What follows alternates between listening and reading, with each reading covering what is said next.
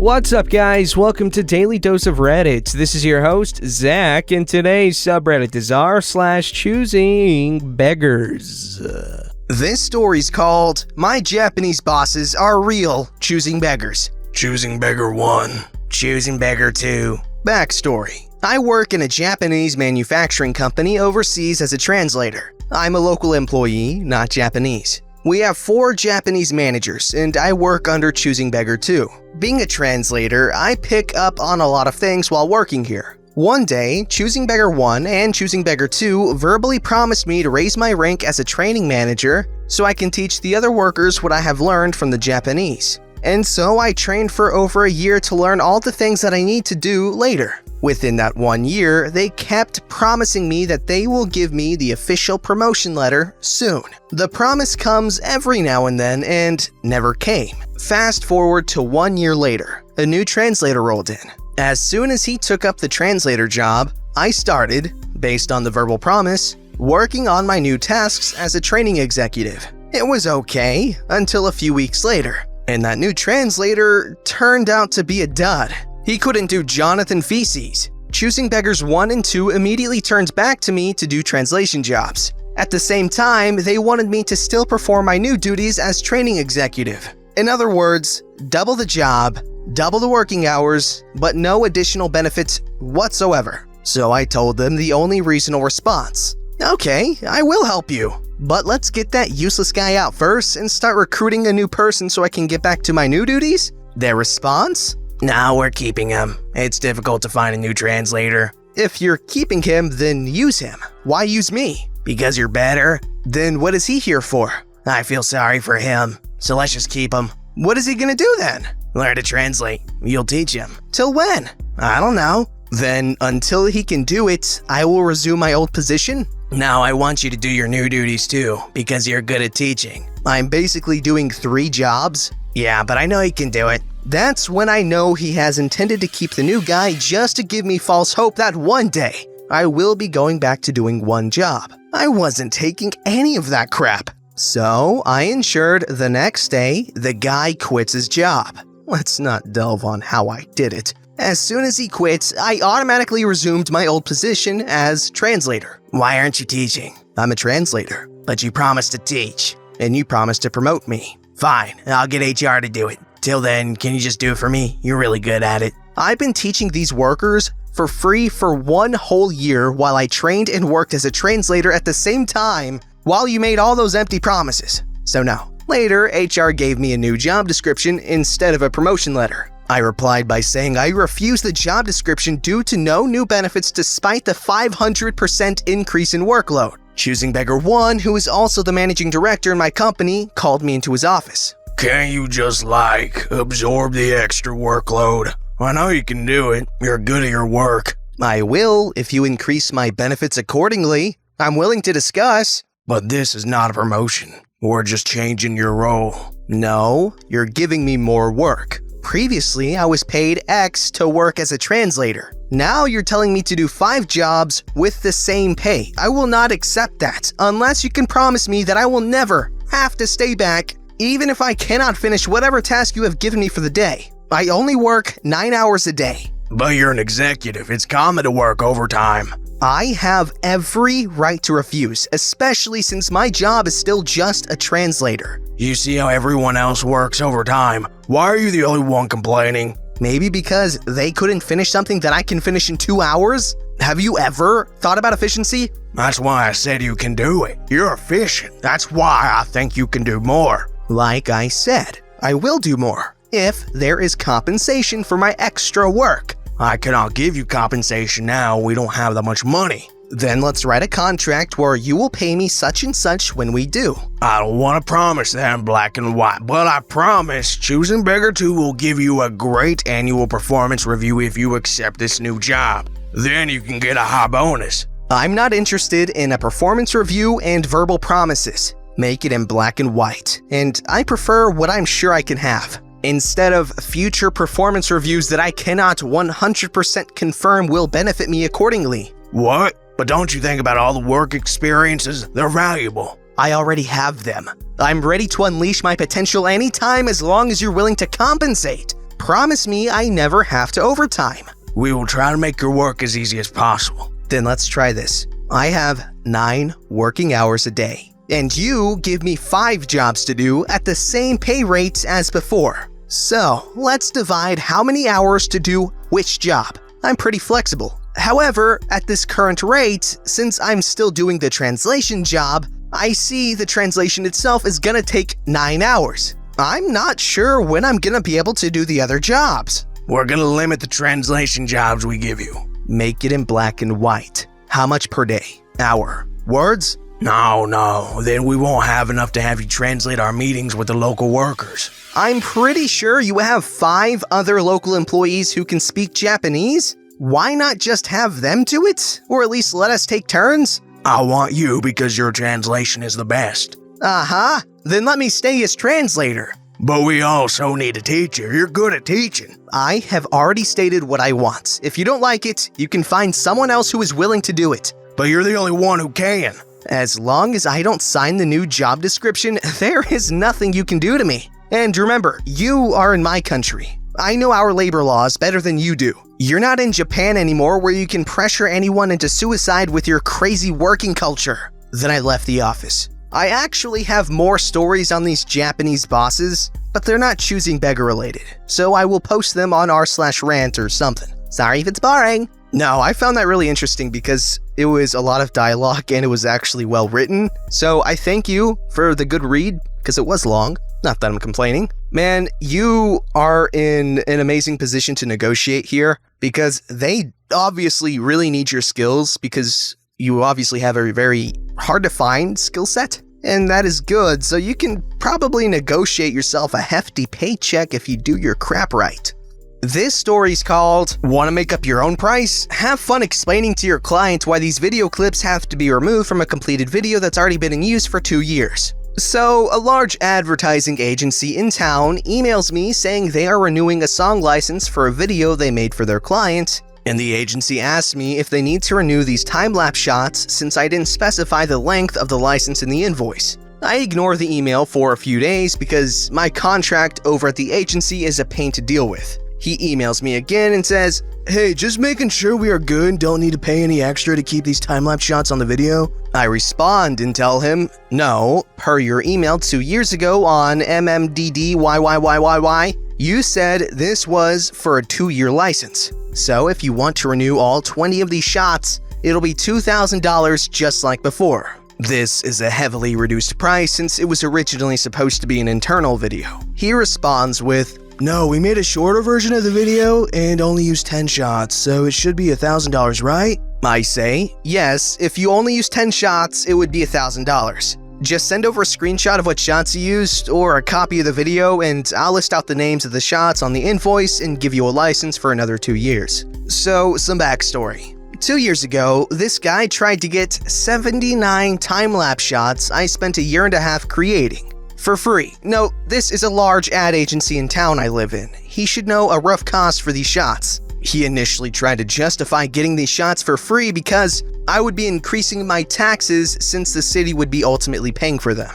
He wanted them re-rendered without a watermark and offered to pay me $200 for about 40 hours worth of work and render time. Obviously, I turned that offer down, and later we agreed upon a heavily discounted price for the 20 shots he actually wanted. At this point, I no longer trust anything this client says. Fast forward one last time to today. "Hey, hope you had a good holiday. Just wanted to wrap this renewal up. I think these terms are much more agreeable." Yeah, they are much more agreeable for you, not me. "I'm just trying to get you paid. Don't you want $1,000? "I'm not interested. Please remove all of the time-lapse shots in question from the video." "You're gonna turn this down over $300? "Yep, I'm tired of dealing with this. You've tried to get something from me for nothing from the start of the project and you told me you want to renew 10 shots. Then, when you sent the video over so I could name the shots for the renewal, there were 13 shots in the video." "I don't understand." "That's okay, you don't have to. Have a nice day." Click. Conversation is paraphrased. If the client was asked, I'm sure I would be made out to be unreasonable. Geez, I'm usually pretty happy to negotiate, but when you ask me to render out 79 time-lapse shots, Without a watermark for free? Then, when I give you a heavy discount for the shots you actually want to use, and follow up with an email claiming I didn't give you a discount, and finally decide to make up your own price when it comes time to renew a license just because you think you can push people around, yeah, that's not gonna happen. I didn't turn down the renewal over $300. The client did. It'll be nice to never hear from them again. I'm sure I'll have questions as to why I'm trying to charge so much. Each time-lapse shot takes between 15 minutes for the shortest shot and 6 hours for the longest shot. Sometimes when I go out to shoot and once I render the shots, I'll realize there was something that didn't happen. Like a drawbridge never cycled, so I'll have to shoot it again another night. Each time I go out, I probably bring at least $8,000 worth of camera gear with me. The computer with the software required to render each shot cost at least $4,500. Also, if I add in the cost of having a car, gas, insurance, and paying me enough to be able to make these shots, it's not particularly cheap to make this stuff. Update. President of ad agency called me up today and was very polite. Offered more than I originally requested, turned down a higher offer, and agreed upon original price. President said he will speak to the employee. I have a new level of respect for the agency. First of all, respect to this guy for making it into the photography business. It's pretty hard to get into as far as I know. And honestly, he handled that very well, considering all that goes into that. But honestly, okay, I'm probably missing something, but why would you not have a render with the watermark and a render without the watermark? You know, so you could charge people a little bit extra for the render without the watermark. I don't know, that just seems like an oversight to me.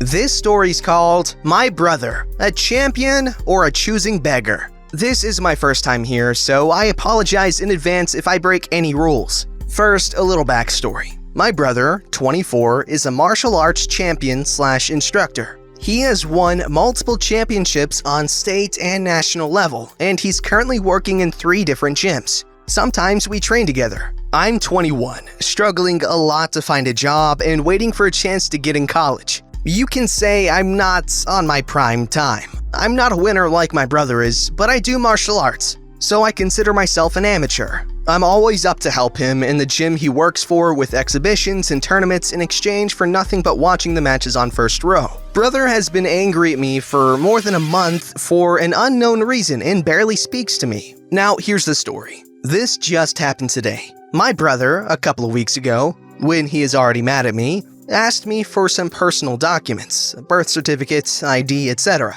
to sign me and his trainees up on a sports count from the government. This means the more people training in martial arts, the more budget for the sport in the next year. In exchange for this, the government gives an incentive in cash to all the athletes counted. He tells me I'm expected to have around $75 for being part of the count as a regular trainee, while he's expecting around $255 for being an instructor. I'm really okay with this. $75 is more than good for me being unemployed. So today we went to the local sports institute to pick up our money. There we got informed that the incentive will be given in checks so everyone's money is safe. I received my paycheck first, and it wasn't for $75 as we first thought. It was for $127. They gave me the amounts that only top performance athletes are entitled to. I was screaming internally of happiness when I saw the amount right next to my name. Then they proceeded to hand a check to my brother. It wasn't for $255 as we thought too.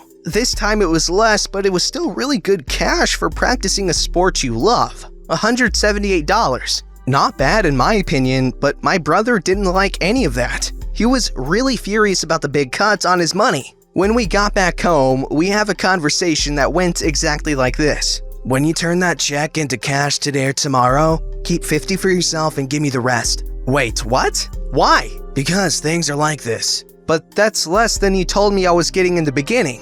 They also gave me less than I was told in the beginning. Then he storms out of the room, furious, and I stayed there, confused. 20 minutes later, I got a call from Dad asking how I was. I told him everything just like it happened, and he responds with, "Give him the money. I'll refund the amount to you, but I'm gonna have a really serious talk with your brother. I think he wants the money for a sleeve tattoo, and his anger has to stop now." I was crying out of pure rage, trying to explain to my dad how this was not fair in any form, and he agreed, but he told me it was the right thing to do in order to avoid a bigger fight between us just for money. In my dad's words, he doesn't want us to be antagonizing each other because we are brothers. We are meant to be together, and he doesn't want us to have bad blood. I agreed reluctantly to follow his plan, so now I'm waiting for my dad to talk to my brother to calm his fury and give him the damn money. If you guys are interested in how this is going to end, let me know. I'll keep you updated. Thanks for reading this and excuse me for the length.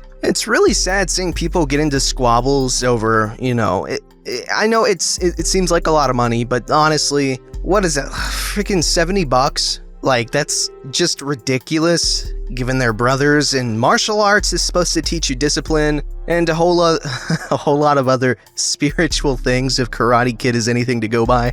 This story's called, If You're Gonna Make Me Free Food, At Least Use the Sauce I Like. My neighbors rented out their basement apartment to a man in his mid-30s. He had 2 small kids and was recently divorced. Nice guy, but a bit weird. Also, kind of lonely and would chat forever any chance he got. Christmas time comes and he catches me going in the house and starts explaining how he had lost his job and that it sucked because he couldn't buy his kids gifts. I felt bad and went and got some presents for his kids. I dropped off a roll of wrapping paper and told him to sign the presents for him. He was grateful and nice. Over the next few months, his kids would come and borrow movies on their weekends and ask for some popcorn. Not a problem. Easter comes around and he explained that his car had broken down, so he had lost his job again, and asked if I'd help with gifts for the kids. Sure, every kid should get something. At this time, my husband has switched his shifts to nights. He wasn't home for supper and I found I had a lot of leftovers. I talked to the guy and explained that usually 2 times a week I could bring him supper to try to help. Goes good for the first 2 weeks. Then he starts making comments like, "Hey, why can't you do the supper thing more? What are we having tonight?" I would explain that we were going out or eating some leftovers my husband liked. One day, I brought the food with tinfoil on it instead of saran wrap. He told me to show him the food first in case he didn't want to accept it. Huh? Looks and takes it. He started to get pushier and pushier. The final day, I had made wings and took them over. He gets visibly upset and goes off on a rant about how I knew by now he didn't like honey garlic. Why couldn't I be more considerate of his needs? Do I even care? I lost it. My kids like it. It is their freaking dinner. I told him I was done, and good luck with the groceries. He tried the gift thing again for his kid's birthday 2 months later. He was working by then, and I knew, considering that he sat out front drinking multiple beers every night, new shoes, etc. So he had money to buy his kid a present. Oh my gosh, okay, that was painful to read because, you try to help someone out and then they get really, oh god, it's so awkward, it's so gross. Don't forget to like, subscribe, and hit that bell to never miss an episode.